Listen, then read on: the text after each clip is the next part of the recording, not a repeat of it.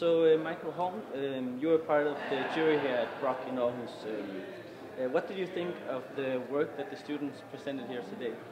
I have to say I was really, I came into it with a kind of, I didn't know what to expect, but I was really, really surprised what they have achieved in just so short time, 48 hours. It was just amazing how fast they've done. And the ideas they come up with, I think, is really innovative. And they have been right to the point in many of the issues. So I think really, very good. Really. So what do you think a concept like a rock, like a big event, can contribute to a city as Aarhus? I think this will, of course, put Aarhus on the map.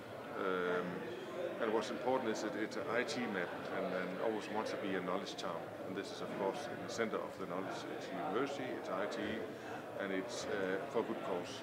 So it's all the combination into one, I think, is really good. So strong effect. So you think some students will be able to work further with some of the projects? I think that some of them for sure should be working and should be taken from a prototype into a more mature product. But it's sometimes a long step, but I think it's a good way. They have this open source and this international community in development. It's not a group here of universities, people alone.